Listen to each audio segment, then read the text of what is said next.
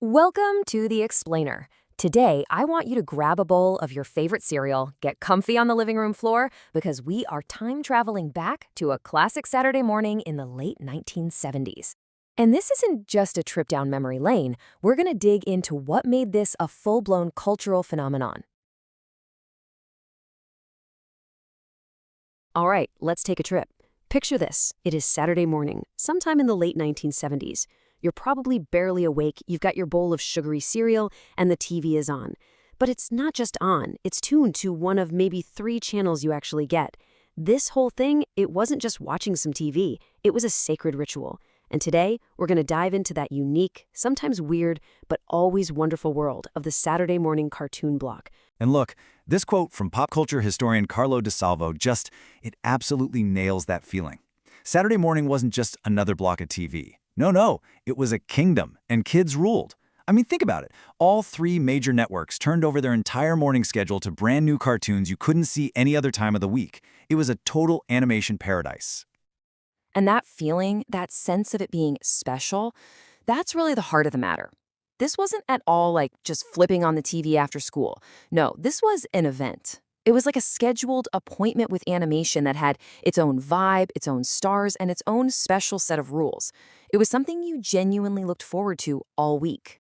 All right, so here's our game plan for the morning. We'll talk about the ritual itself, then hit the big shows. The lessons from a junkyard, that super stylish pink cat, the huge network fight over Bugs Bunny, and then all the spin-offs and specials. Finally, we'll ask, why do we still remember all this stuff? So first things first, let's talk about the ritual, because this was way more than just something to keep kids busy, right? It was a staple. It was the event you waited for all week. Yeah, this was basically appointment viewing before we even had a name for it. You had to be parked in front of that TV on time or you just missed it, period. And the first show on our block today, it was one that gave you way more than just a few laughs. And that show is the absolute classic from Filmation, Fat Albert and the Cosby Kids.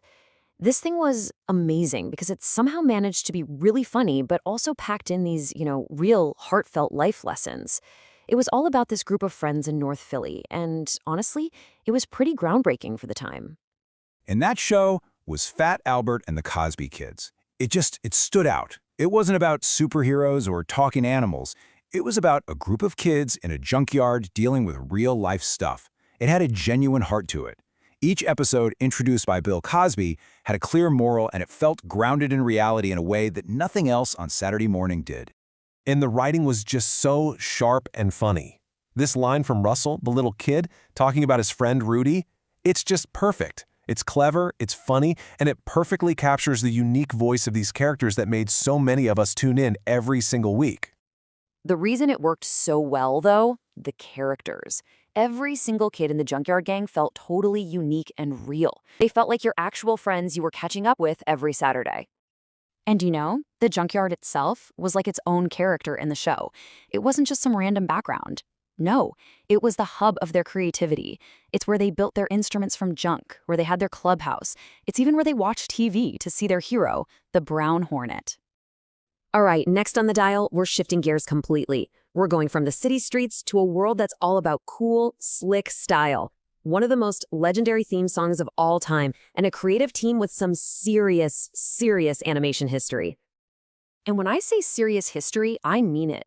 The show came from DePatie Frailing Enterprises. And that Frailing?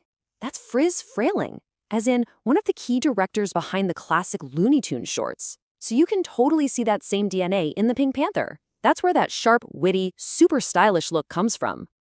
The Pink Panther show was kind of like an anthology, a mix of different shorts. And yeah, The Ant and the Aardvark was great. But let's be real, we all knew who the main events were. It was that silent, cool-as-a-cucumber comedy from the Panther, and then the complete slapstick chaos of the Inspector. That was the 1-2 punch. Okay, now, finally, it was time for the main event, the undisputed king of Saturday morning, the Bugs Bunny/Roadrunner show. And let me tell you, this just felt different. It felt bigger, more important than anything else on the air. A lot of that special feeling came down to sheer presentation. The show didn't just dump you into a bunch of old cartoons. No, it had this fantastic opening number with Bugs and Daffy in vaudeville gear, singing This Is It. This whole framing device treated the cartoons like this grand stage performance, which elevated them way beyond simple reruns. It felt like a true television event. And the networks, they knew exactly how valuable this show was. For decades, a fierce tug-of-war raged between ABC and CBS for the rights. You can see it on this timeline. The show just bounced back and forth, getting bigger, then smaller, then rebranding, all while these two giants fought over the biggest cartoon property in the world. But why? Why was the Saturday show so much more special? Well, it all came down to a critical date, 1948. You see, the Warner Bros. Cartoons you saw on weekday afternoons were part of a syndication package that only included shorts made before that year. But the Saturday morning show, it had the exclusive network rights to all the post-1948 classics. So what does that mean? It means Saturday morning was basically the only place you were going to reliably see some of the most iconic characters. Marvin the Martian? Saturday. The Tasmanian Devil? Saturday. And my personal favorite, the Ralph Wolf and Sam Sheepdog cartoons where they punch a time clock, a total Saturday morning exclusive. So as the morning kept going, the Warner Bros. Train just kept rolling. Bugs and Roadrunner were such a massive hit that, of course, other networks wanted a piece of that action. Everyone was trying to capture some of that Looney Tunes lightning in a bottle. So what does NBC do? They jump into the ring with the Daffy Duck Show. And a big focus of that show was Daffy's rivalry with, you guessed it, Speedy Gonzales. But have you ever wondered how Daffy ended up being Speedy's main villain? Well, it wasn't an accident. Originally, Speedy's main enemy was Sylvester the Cat. But I guess the studio figured Sylvester had his hands full, so they literally made a cartoon where Sylvester quits and hands the job over to Daffy. It was a total creative switch-up that gave both of them a whole new dynamic. And then, as the mornings started to wind down, you'd get the ABC Weekend Special. This was like the perfect cool down after all the crazy, high-energy Looney Tunes antics. The vibe just shifted. It got quieter, more focused on telling these wonderful stories, a lot of them based on classic kids' books. It was a great way to ease out of cartoon mode. So that brings us to the big question, right? It's been decades. Why do we still talk about these shows? Why does this specific era of Saturday morning cartoons stick in our minds so much? What was the secret sauce? I think this quote just nails it. When we were kids, it was simple. They were just fun to watch. But now, as adults, you look back and you see the artistry. You see the perfect comic timing, the clever writing, just the mind-blowing creativity that was packed into every single one of these things. At the end of the day, it was so much more than just TV. It was a shared experience. A cultural touchstone for a whole generation. The characters, the music, the humor, it all created this common language of comedy and imagination that honestly is still around today. And that kind of leaves us with one last thing to think about. This lineup we just talked about, that was the one for the late 70s. But every generation has their own Saturday morning, their own ritual. So it makes you wonder, what were the shows that defined your childhood mornings? What was the unforgettable soundtrack to your youth?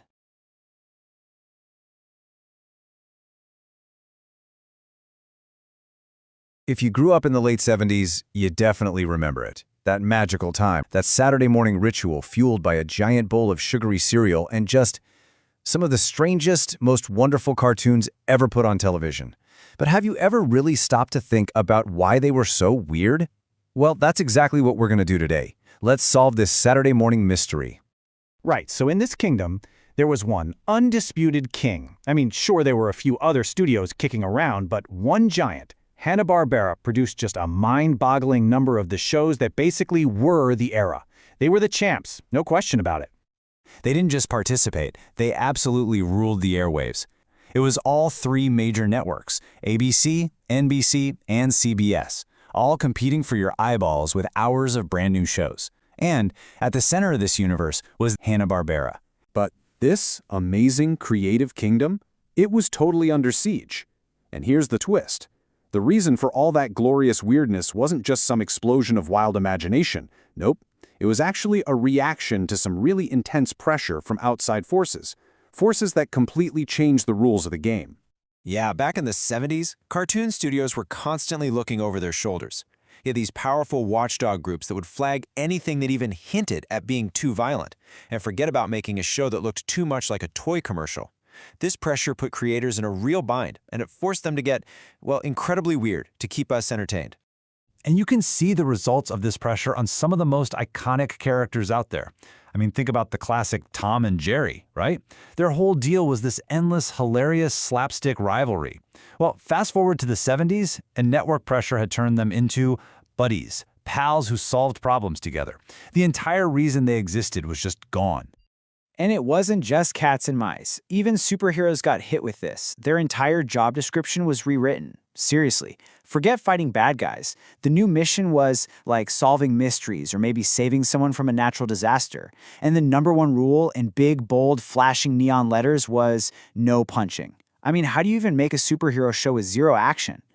So what do you do when you're facing these just incredible constraints? You can't rely on action anymore. Well, the studios leaned into something else entirely. They embraced pure, unadulterated weirdness. It was time to fire up the great mashup machine. And this strategy? It was basically a creative Hail Mary. The logic went something like this. Okay, if we can't get kids hooked with conflict and action, let's just throw everything at the wall and see what sticks. And this led to some of the most truly bizarre combinations in the history of television. Okay, let's break down a perfect example of this. It all started simply enough with a reboot of The Flintstones. This new show just kind of hit the reset button, making Pebbles and Bam Bam babies again. Sounds pretty normal, right? Well, it did not stay normal for long. Because this is where that mashup machine really kicks into high gear. So what on earth happens when you take a beloved Stone Age family and you decide to just casually throw in one of Marvel's mightiest heroes? You get this. Fred and Barney meet the Thing. I'm not making this up. This was a real show that actually aired on television. And this is the perfect example of their approach. You'd see a title like Fred and Barney Meet the Thing, and you'd think, oh, awesome, a Flintstones and Marvel crossover. But nope, they never met, not once, except for the title sequence. They were just two completely unrelated cartoons smashed together under one umbrella title. It was confusing. Now, how did they get away with this? Well, it was all thanks to something called an umbrella show, and it's exactly what it sounds like, a programming block where a bunch of totally unrelated cartoons get bundled together under one big title. It was the secret ingredient that made all these baffling crossovers possible. But wait, it gets even weirder, because the superhero they used wasn't even the real Thing from the comics. Oh no, the powerful, grumpy, lovable Ben Grimm was gone. In this cartoon, he was a skinny teenager named Benji Grimm who had these two magic rings. He'd smash them together and shout, "Thing ring, do your thing," and then he'd transform. It was way less Fantastic Four and way more like Shazam. And this one show, this one programming block, it just kept growing. It was like a monster. After they added The Thing, the show ballooned to 90 minutes and absorbed another series, becoming Fred and Barney Meet the Shmoo. It was literally a cartoon blob that just kept expanding and swallowing up other shows. Another favorite strategy was even simpler. Just look at what was a hit on primetime TV for adults and turn it into a cartoon. The show Charlie's Angels was absolutely massive in the 70s. So what does Hanna-Barbera do? They create a cartoon about 3 teenage girl detectives who solve mysteries. Okay, makes sense. But who's their secret weapon? A prehistoric caveman they thawed out of a block of ice. Of course, why not? And hey, if a formula works once, you just gotta do it again, right? They basically took the exact same concept, female detectives with a superpowered male helper, and just changed the scenery. Instead of the Teen Angels, you get 2 female space cops. Instead of Captain Caveman, you get Casper the Friendly Ghost. It's literally the same show, just set in the future. And can we just take a second to appreciate how truly random the Casper one is? I mean, this is a character that had been around since 1945. For decades, he was just a gentle, friendly ghost. That's it.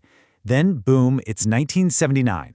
Hanna-Barbera gets the license, and what do? They immediately make him a sidekick to futuristic space police. If that isn't the ultimate example of throw everything at the wall, I don't know what is. So what does all this weirdness really add up to?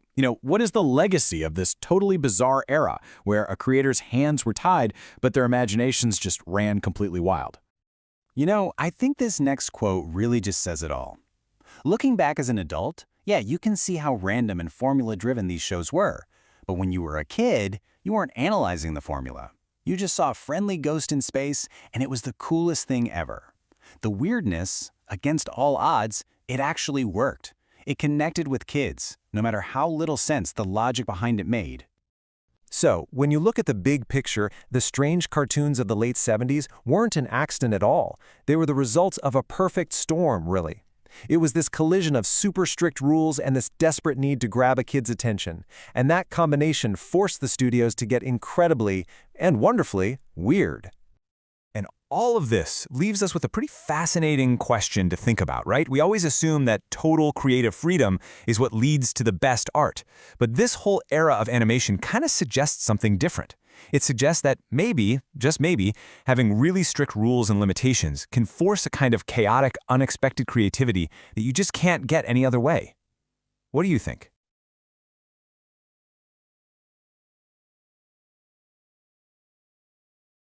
You know, if you grew up in a certain era, Saturday mornings were practically a religious experience.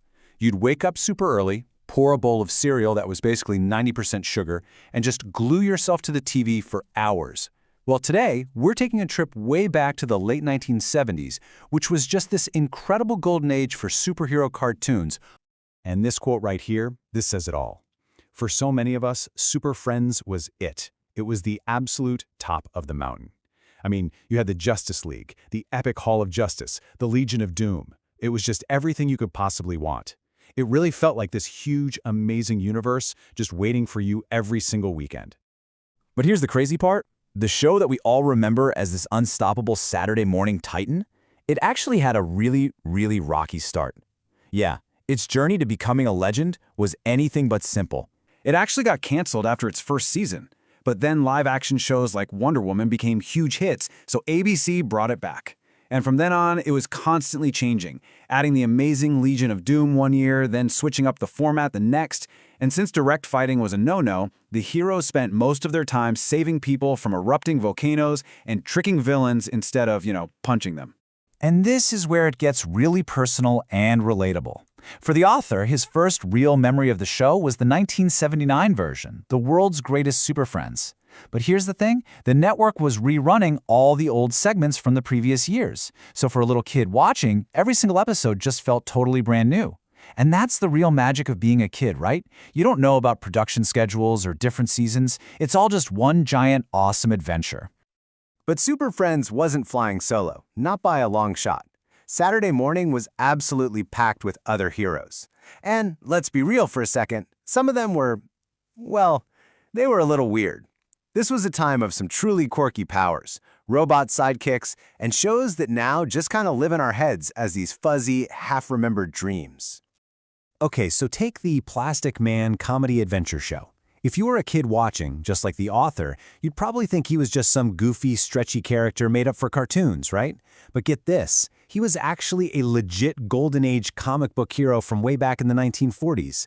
It's such a cool reminder that these shows were often digging pretty deep into the comic archives. All right, let's talk about a classic piece of cartoon trivia, one that probably started 1,000 playground arguments. You'd sit down to watch the Fantastic Four cartoon, you've got Mr. Fantastic, you've got the Invisible Woman, the Thing is there, but wait a minute, where's Johnny Storm? Where's the Human Torch? Instead, we got this little robot fella. And his name was Herbie, a little robot who took that 4th spot on the team roster. Now, the rumor that went around forever was that the network was afraid kids would try to light themselves on fire to be like the Human Torch. It's a great story, makes a lot of sense, but it's not actually true. The real reason, as it so often is, was way less dramatic. It was just boring old legal stuff. See, the TV rights for the Human Torch character were tied up with a different studio that was planning a pilot movie, a movie that never even got made. So the cartoon creators had no choice but to invent a replacement, and that's how we ended up with Herbie. It's a perfect example of how weird, behind-the-scenes problems can create some really strange on-screen results. And this quote, man, this just perfectly captures the fog of childhood memories. There were just so many shows on, like Spider-Woman, but they kind of just existed, you know? You watched them because they were on, they were part of that Saturday morning ritual. But now, all these years later, all you really have is this vague feeling of, oh yeah, that was a thing. So this idea of a totally jam-packed Saturday morning led to another really fascinating trend from this era, the idea of cramming as much stuff as you possibly could into one show. And if you thought Hanna-Barbera's mashups were wild, their competitor, Filmation, basically said, hold my beer. They gave us Tarzan and the Super 7, a 90-minute block that had 7 different shows crammed into it. It was the ultimate kitchen sink approach to cartoon programming. Just look at this lineup. It's incredible. You got Tarzan, you got Batman, a super team called the Freedom Force, a live-action sci-fi show called Jason of Star Command, and then a whole bunch of other original heroes like Manta and Moray and Webwoman. It was a solid 90-minute block of pure, unfiltered animated chaos, and it was absolutely glorious. But here's a really cool little fact about that Batman segment. The voices of Batman and Robin, that was Adam West and Burt Ward, the original actors from the iconic 1960s TV show. So even in this crazy mess of a programming block, you were hearing the definitive voices for the dynamic duo. That's right. On any given Saturday morning, you could actually watch 2 completely different Batman cartoons on 2 different channels. So here's the tale of the tape. Over on CBS, as part of that Super 7 block, you had Filmation's The New Adventures of Batman. And famously, it starred the actual voices of Adam West and Burt Ward from the 60s live-action show. But then, you could flip the channel over to ABC and see the Hanna-Barbera version of Batman in Super Friends, voiced by totally different actors. 2 studios, 2 networks, 2 different Batman at the same time. Just wild. So you've got all these new heroes and comic book adaptations filling up the airwaves. But there was another huge trend happening. The animation studios were basically raiding their own vaults. They were digging up these beloved, classic characters from decades ago and reintroducing them to a whole new generation of kids. And a perfect example of this was the all-new Popeye Hour. Hanna-Barbera made a very deliberate choice here. They wanted to get away from the look of the 1960s Popeye cartoons and go all the way back to the style of the original newspaper comics by E.C. Segar. Of course, they also had to tone down the classic fistfights to meet the new, stricter broadcast standards of the 70s. This Popeye revival also corrected a really famous bit of cartoon history. So in the 1960s cartoons, Popeye's big rival was named Brutus. And this was all because the studio at the time thought they didn't own the rights to the name Bluto. It was a total misunderstanding. So for the 70s show, Hanna-Barbera fixed it, and the original, proper name Bluto was finally back. So yeah, it was a complete back-to-basics move across the board. Popeye got his classic blue sailor's uniform back instead of the white navy one. Olive Oyl went from a modernized look back to her original 1930s design. And of course, Bluto was Bluto once again. It was just this really intentional, deliberate act of animated nostalgia. So, when you put it all together, you really start to see what a fascinating and, honestly, kind of messy and creative time this was for cartoons. You had legal headaches creating bizarre workarounds like HERB. You had iconic heroes being voiced by completely different people on competing channels. Old-school characters were constantly being dusted off and reinvented. And you had these giant umbrella shows that were just trying to give you the most possible action for your Saturday morning. And all of this kind of leaves you with one big question: why do we remember these shows so fondly? Maybe it's because all those quirks, all those weird inconsistencies, and that sheer crazy ambition, maybe that's exactly what made them so special and, in the end, so completely unforgettable. It was just a perfect, weird moment in time that we'll probably never see again.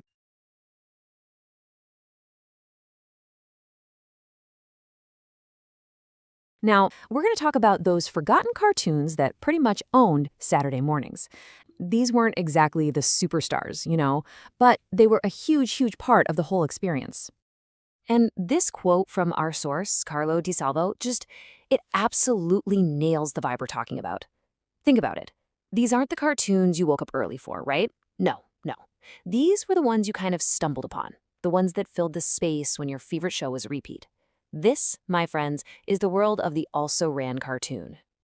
And really, that whole feeling is what this is all about. We're looking at this through the eyes of the author because he just so perfectly describes that art of settling.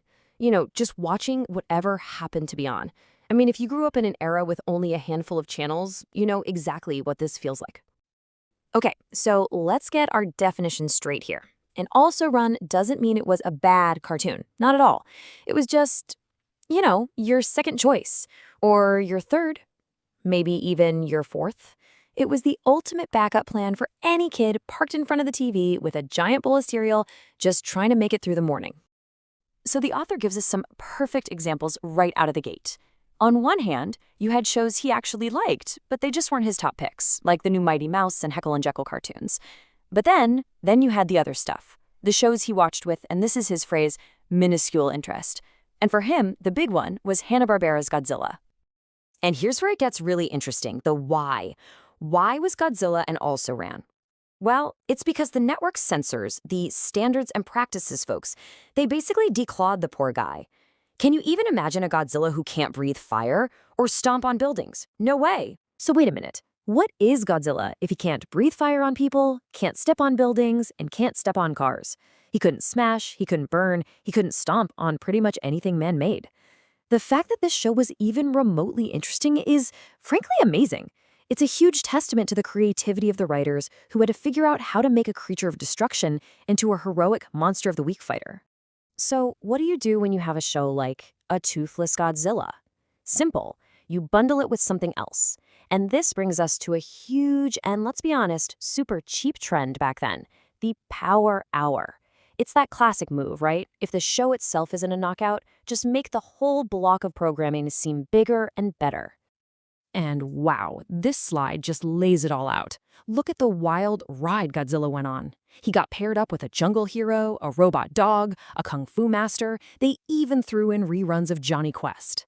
The actual Godzilla cartoon barely changed, but they kept repackaging it over and over, hoping you'd think it was something new and, not touch that dial.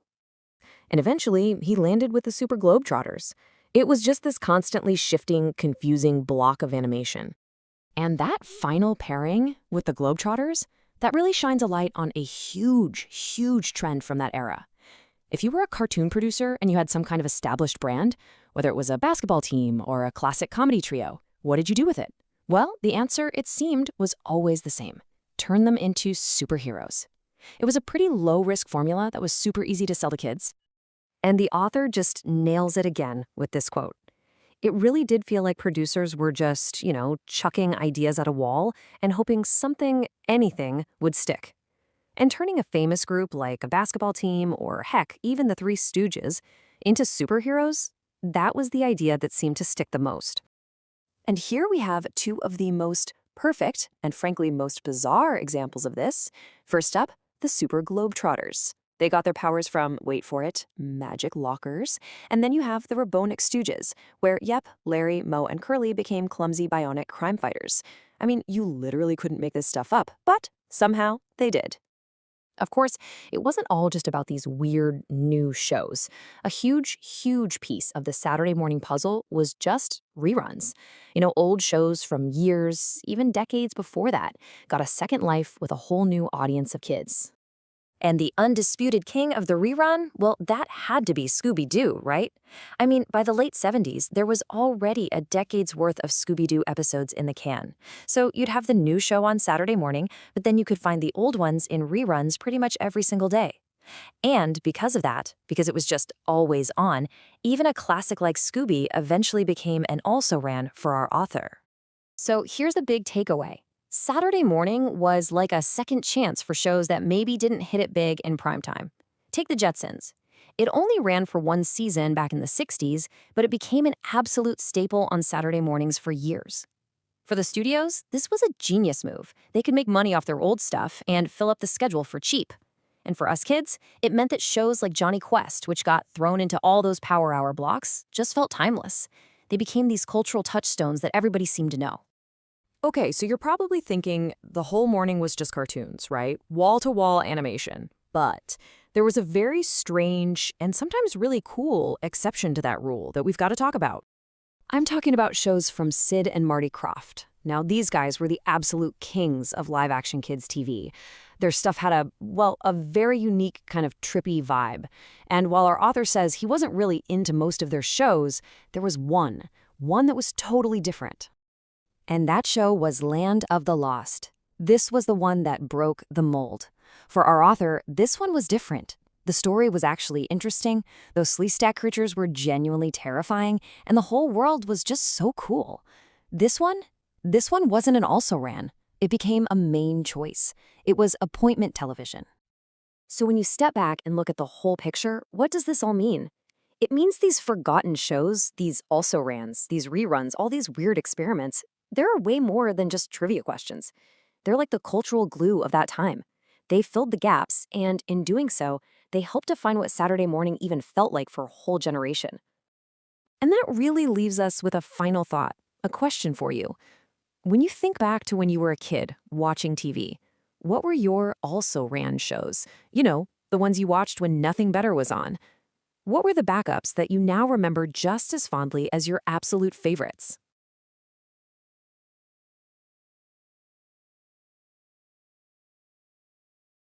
For anyone who grew up in a certain era, Saturday morning was, well, it was basically a sacred time. It was this whole ritual of cartoons, pajamas, and of course, a giant bowl of cereal. To really explore that complete experience, from the shows themselves to the commercials that were, let's be honest, just as memorable. This quote, it just nails it, doesn't it? Saturday morning wasn't just about watching TV. It was this whole cultural event where your breakfast and your entertainment were totally, completely intertwined. The commercials, they weren't just something you had to sit through. No way. They were part of the main event. But it wasn't all just about sugary cereals and wacky cartoon hijinks. Tucked in between the main shows, there was this whole little ecosystem of educational content. These short, snappy segments designed to teach you something without you ever feeling like you were back in class. And the variety was just incredible when you think about it. You had these high-production, super catchy mini musicals from Schoolhouse Rock. Then you'd get these quick little nutritional tips from this character named Timer. There was even a whole series with superheroes trying to get American kids on the metric system. Yeah, we all know how that turned out. And then you'd have these short live-action news reports made just for us kids. And the really amazing thing is how much of an impact some of these shorts had. I mean, Schoolhouse Rock is absolutely legendary. Even today, decades later, you can just start humming one of those songs and a whole generation will know exactly what you're talking about. I'm just a bill. Yes, I'm only a bill. It's just burned into your brain forever. Its animated songs about grammar and civics and science were so unbelievably effective. I mean, entire generations learned the preamble to the Constitution or the function of a conjunction from a 3-minute cartoon.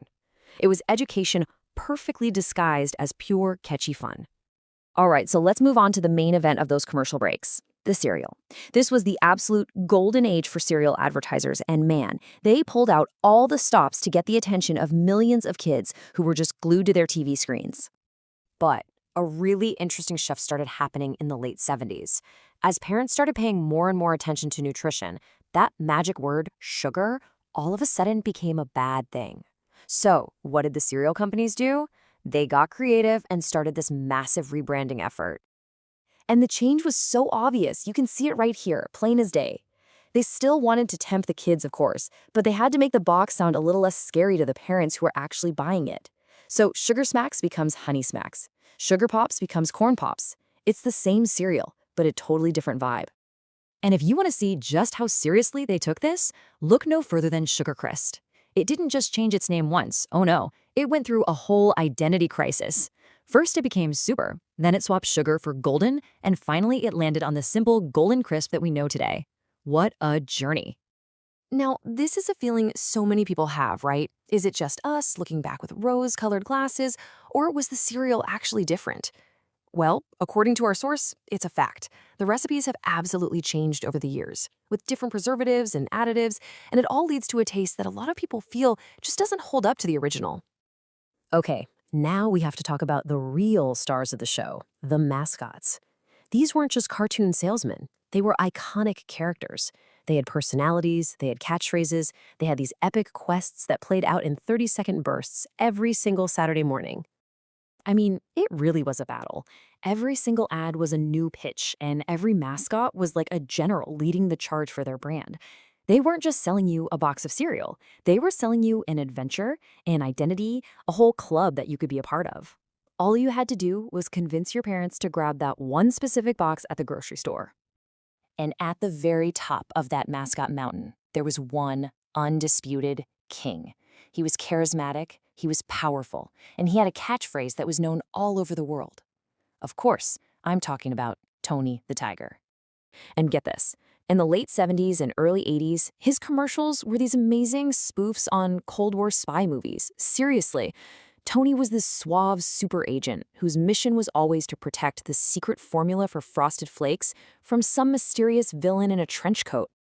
And this was always the climax. You knew it was coming. The villain would be this close to finally getting that secret formula, but then Tony would take a bite of the cereal and that taste would just compel him to let out his booming catchphrase.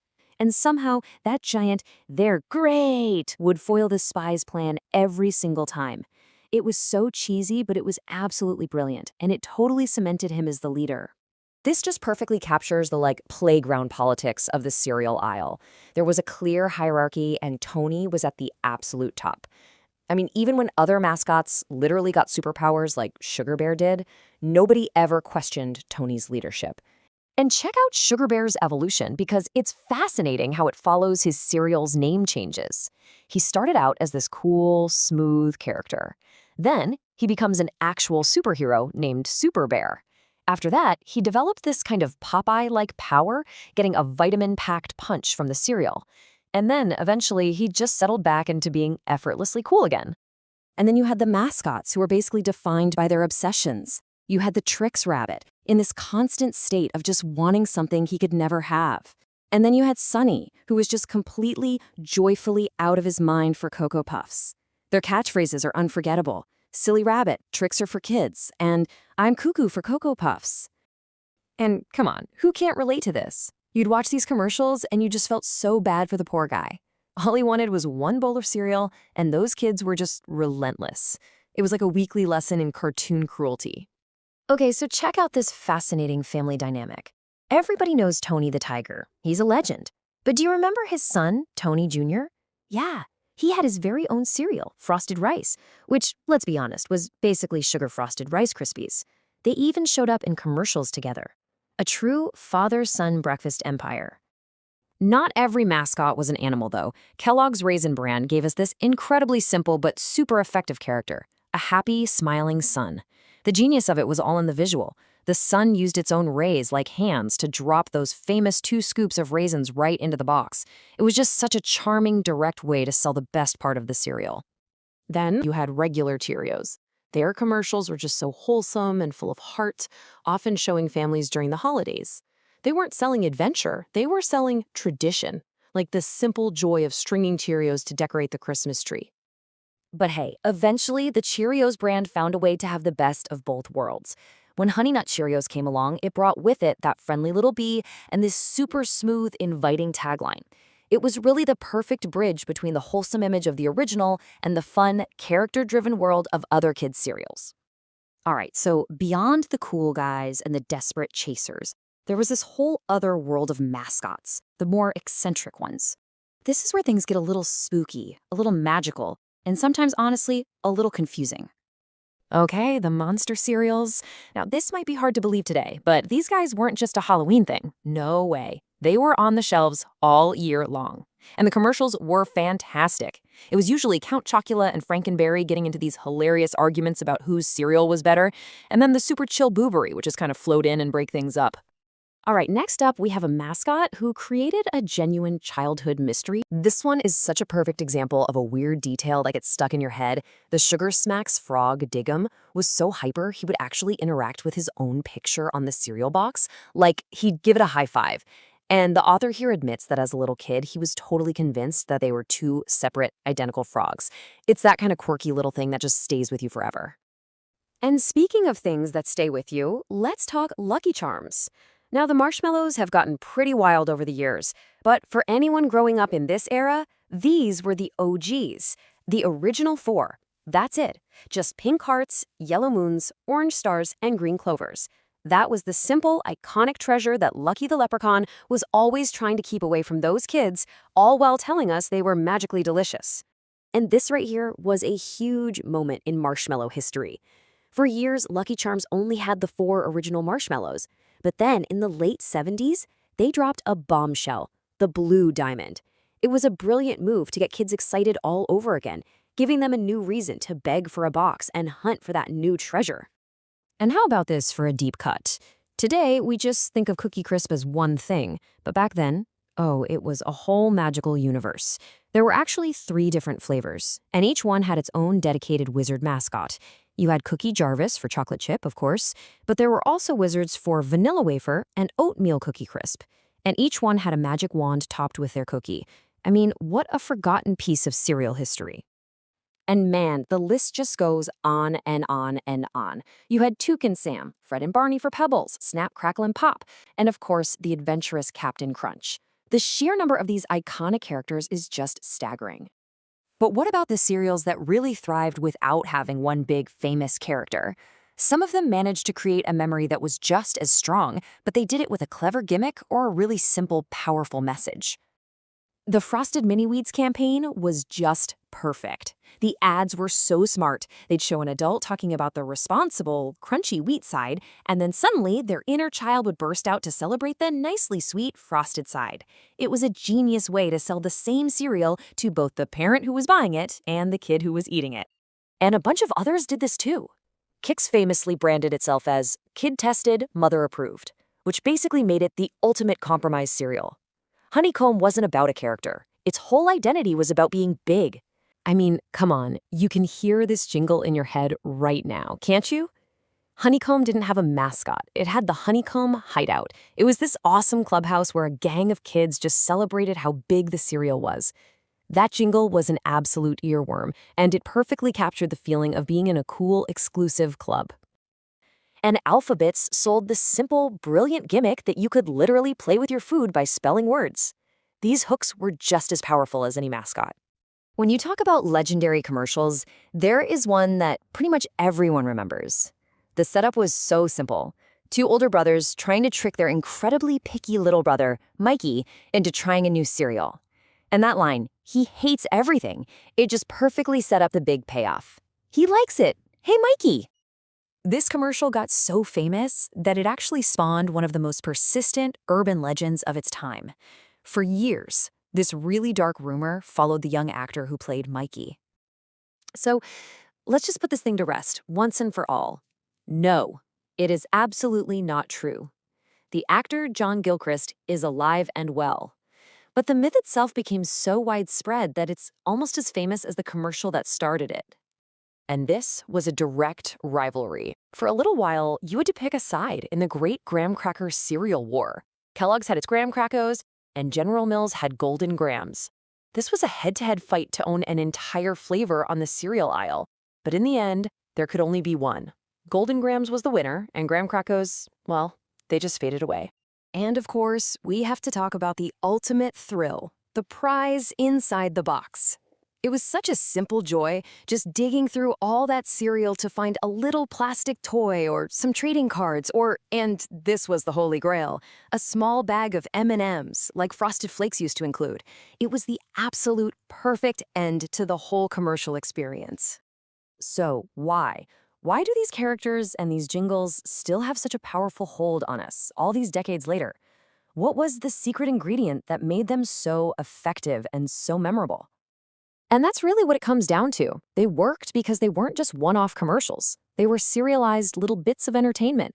Every Saturday morning, you'd tune in to see the Trix Robbits' new disguise or to watch Tony the Tiger foil another spy plot. They became these familiar, reliable characters in the bigger story of our childhoods.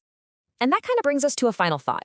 This entire Saturday morning ritual, the shows you had to watch on schedule, the little educational shorts, the unforgettable commercials, it created this shared language for a whole generation. The advertising worked so well because it wasn't just selling you a product. It was selling a story, a character, an experience that everyone saw at the exact same time. Now, in our world of on-demand streaming and ad-free everything, that kind of synchronized cultural moment is, well, it's largely gone. It really makes you wonder, what, if anything, has replaced it? What have we lost?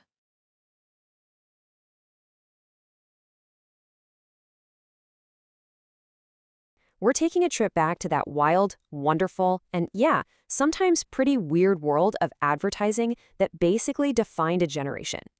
Just for a second, try to channel that feeling. You're a kid, you wake up on a Saturday, no school, the sun is barely even up, and you bolt straight for the television. It was, a ritual. That was sacred time, and it was all about one thing: cartoons. But the shows themselves were only half the story, weren't they? The commercial breaks, they weren't just something you had to sit through. They were a huge part of the whole experience. They built these entire worlds, gave us characters we'd never forget, and honestly, a lot of the time, they were just as entertaining as the cartoons. You know, this whole era of advertising was a total masterclass in grabbing kids' attention. And the absolute foundation of this whole commercial universe was, of course, sugar. So let's start our journey right there, with the candy and snacks that pretty much made up the food pyramid of every kid's Saturday morning. Man, those slogans were just legendary. You remember Hubba Bubba, with the cowboys and their bubble-blowing duels? Peter Paul had you covered no matter what mood you were in, with sometimes you feel like a nut, sometimes you don't. And then, the big one. The never-ending philosophical question of how many licks it takes to get to the center of a Tootsie Pop. The airwaves were just saturated with these super catchy slogans for every candy you can imagine. M&M's promised a mess-free candy experience, while other brands like Reese's, well, they created entire cinematic origin stories for their candy. Reese's built this entire narrative around this clumsy kind of romantic collision, right? You've got one person eating chocolate, another one eating peanut butter straight from the jar, which is a whole other thing. And then, bam, this accident becomes one of the most iconic ad campaigns of all time. And it wasn't just about the candy itself. Hostess gave us a whole crew of characters like Twinkle the Kid, and who could possibly forget Ernie the Elf, always working away in that Keebler tree, using just a little bit of magic to bake those cookies. These weren't just ads, you know? They felt like an invitation to step into this other world. Okay, so you've got your snacks. Now you need something to wash it all down with. We're moving from solid sugar to its liquid cousin. And believe me, the battle for what you drink during cartoons was just as intense. When it came to chocolate milk, you basically had to pick a side. In the Nestle corner, you had Quickie the rabbit, who was so hyped up on the taste of Quick, he couldn't stop himself from slurping it down. And then, in the Hershey's corner, you had Messy Marvin. This kid was a walking disaster area, unless he was making a nice, clean glass of Hershey's chocolate milk. Now, here's a fantastic piece of trivia for you about that kid who played Messy Marvin. His name was Peter Billingsley. And just a few years after he was making a mess in those Hershey's ads, he became a total icon for a completely different reason. He was Ralphie Parker in A Christmas Story. Yep, same guy.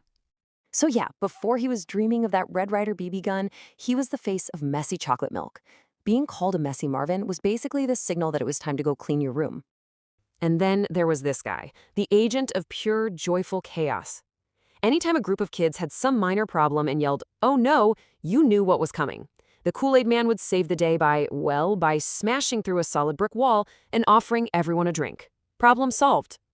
The campaign for Hawaiian Punch was famously aggressive and just hilariously direct. You've got two characters, Punchy and Oaf. Punchy asks, "How about a nice Hawaiian punch?" Oaf says, "Sure." And then Punchy just decks him right in the face every single time. It was kind of beautiful in its simplicity, really. Of course, the grown-up drinks were fighting for our attention too. Coca-Cola was the real thing, the classic that promised a smile. But Pepsi was the challenger, right? The cool upstart. They were the taste of a new generation. And they famously dared everyone to take the blind taste test, the legendary Pepsi Challenge. You can almost hear that deep, rich, booming voice, can't you? That was the legendary actor Jeffrey Holder, the voice of 7-Up. In an ocean of sugary colas, his powerful delivery made one thing crystal clear. 7-Up was the one without caffeine. The line was simple, it was confident, and it was absolutely impossible to forget. And we can't forget Dr. Pepper. They carved out this totally unique space for themselves with these incredibly catchy song and dance commercials that asked everyone, "Wouldn't you like to be a pepper too?" I mean, those ads were so infectious, they even had an animated Popeye the Sailor jump into the real world to join the dance party. But while all the drink wars were bubbling away, the real main event was heating up on the grill. We're talking about the clash of the titans that absolutely dominated the commercial breaks, the fast food war. McDonald's versus Burger King. See, in the beginning, McDonald's wasn't just a restaurant. It was a whole place called McDonaldland. Ronald McDonald was the star, sure, but he lived in this incredible fantasy world with a full cast of characters, like Mayor McCheese, the Filet-O-Fish-stealing pirate, Captain Crook, and the very serious Officer Big Mac. But that magical kingdom came to a really dramatic end. In 1973, Sid and Marty Krofft, the guys who made that wild kid show HR Puff Stuff, sued McDonald's. Sid and Marty Krofft came forward and alleged that McDonald's hadn't just been inspired by their show. They claimed the fast food giant had straight up stolen the entire concept, from the world itself right down to the character designs. And when the Crofts laid out their case, the similarities were just impossible to ignore. Both worlds had a heroic mayor, they both had talking trees, and they both had these bumbling villains. The court ultimately agreed, ruling that the infringement was undeniable, and this set a huge precedent for intellectual property in advertising. And the fallout from that lawsuit was immediate. The McDonaldland we knew was basically dismantled. Ronald, Grimace, and the Hamburglar, they survived the purge, but characters that were just a little too similar to the Crofts' creations were forced into an early retirement. A huge chunk of the original cast just vanished overnight. Characters like Mayor McCheese and Officer Big Mac, who were totally central to the lore, they were retired by court order, never to be seen in an ad again. So with its population basically decimated, the magical world of McDonaldland was just quietly phased out. The few survivors left that fantasy world behind and started having their adventures in the much more boring setting of a real-life McDonald's restaurant. It was a huge deal that basically taught the ad world that even fantasy has copyright laws. So, while the McDonald's kingdom was crumbling in court, Burger King was busy trying to build its own. They gave us the marvelous, magical Burger King, who ruled over this whole court of characters like the nervous Sir Shake-a-Lot and the all-powerful Wizard of Fries. It was a pretty clear shot at creating their own rival fantasy dynasty. Okay, after that nonstop onslaught of candy and soda and burgers, Saturday morning TV had to deal with the inevitable consequence of all that sugar. It was time for a hero to finally rise up and fight back. The commercial breaks absolutely needed a moral balance, and it showed up in toothpaste ads that were framed not as some boring chore, but as an epic battle for the future of your mouth. And nobody did this better than Crest. Their commercials were straight up living comic books. Toothpaste commercials didn't just sell you minty freshness, they created a full-blown superhero universe. The ads for Crest showed this shining city called Toothopolis, protected by a giant wall of teeth, and defending the city was the Crest team, who fought off these villainous, tar-like monsters known as the Cavity Creeps. Their mission was simple, and they would chant it with this pure, evil joy. "We make holes in teeth." It was honestly a terrifyingly good catchphrase, but every single time, the Crest team would swoop in with their giant toothbrushes, save the day, and reinforce the city's defenses with the power of fluoride. So why decades later do we remember all of this so clearly? These were just 30-second commercials, right? Well, yeah, but they were specifically engineered to stick with a whole generation, and boy, did they work.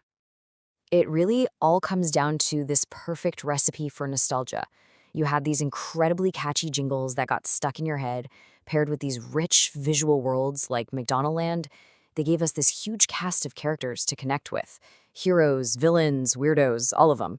But I think the most important thing is that it created a shared experience, a cultural language that an entire generation of kids watching TV on a Saturday morning understood. And that kind of leaves us with one final question to think about. When the commercials were building worlds that were just as rich and characters just as memorable as the cartoons they were sponsoring, where did one end and the other begin? In that sugar-fueled Saturday morning universe, what was the ad and what was the show?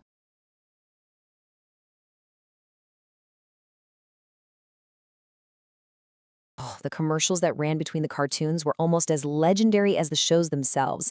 They were basically the blueprint for every kid's Christmas list. And I'm not talking about just a couple of ads here and there. It was a nonstop, colorful parade of pure want. You'd be watching your favorite superheroes, and then bam! The screen would light up with the next must-have toy, and your imagination would just be running wild for the rest of the week. So what were these commercials trying to sell us? Well, one of the biggest, coolest things to happen to the Playroom was the electronic invasion. This was truly the dawn of digital play, and these toys honestly felt like they were beamed down from a spaceship. And what's so wild to think about now is just how simple this high-tech stuff really was. We're not talking about fancy graphics here, we're talking about little flashing red LED lights. But you gotta understand, to a kid back then, a handheld football game where you were just this little moving blip, man, that was mind-blowing. It was like having your own personal arcade right in your hands. And then there was Merlin. This thing was like the king of electronic toys. It looked like a big red cordless phone. And you have to remember, cordless phones themselves were brand new, futuristic technology. So just the look of it screamed the future. It had this cool keypad of light-up buttons that just promised hours of fun. And here's the thing that made it so amazing. It wasn't just one game, it was 6. You could play tic-tac-toe, a memory game like Simon, a code-breaking game. You could even make your own music on it. I mean, come on, one toy that could do all of that? It really felt like you were holding a piece of the 21st century. But hey, it wasn't all just beeps and boops. Oh no, the classic board games were still a huge deal.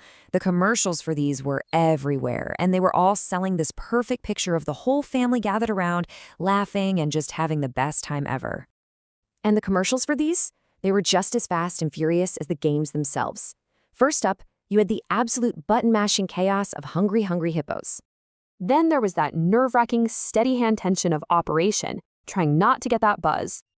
And of course, the total panic of Perfection, racing to get all those little shapes in before the whole thing just popped right in your face. And seriously, the list just keeps going. You had commercials for Trouble and its Pop-O-Matic Bubble, Clue, Life, all the classics. And hey, here's a little piece of trivia for you. The kid in the Candyland commercial was a super young Peter Billingsley, years and years before he'd be asking for a Red Ryder BB gun in A Christmas Story. And then there's this weird little bit of marketing trivia. So in the late 70s, there were all these commercials for a board game called Bonkers. Okay. A few years pass, the game disappears, and then, out of nowhere, there are commercials for a new candy, also called Bonkers. 2 totally unrelated products, same quirky name, same exact Saturday morning audience. I mean, how bonkers is that? But it wasn't just about what you saw in these ads, right? It was what you heard. These commercials got stuck in your head with these unbelievably catchy jingles and taglines. They were the soundtrack to our childhoods, and a lot of us can probably still sing them right now. I bet you remember this one, that classic line from the Connect 4 commercial. It was so simple, but it perfectly captured that feeling of a clever move against your brother or sister. Yeah, that little line became part of the culture. But then, you have what might be the greatest of all time when it comes to jingles. The Slinky song was pure genius. It wasn't just catchy, it literally told you everything the toy did and why you needed it. It's fun for a girl and a boy. It was just a masterclass in advertising. Okay, now this next one is a really cool bit of history. It's a real case of mistaken identity. See, for millions and millions of kids, there was one song, the song, that just screamed Barbie. But where that song actually came from, well, that's a great story. So get this, that song you think of as the Barbie song, it wasn't written for Barbie at all. It was actually a pop hit called Georgie Girl from a movie way back in 1966.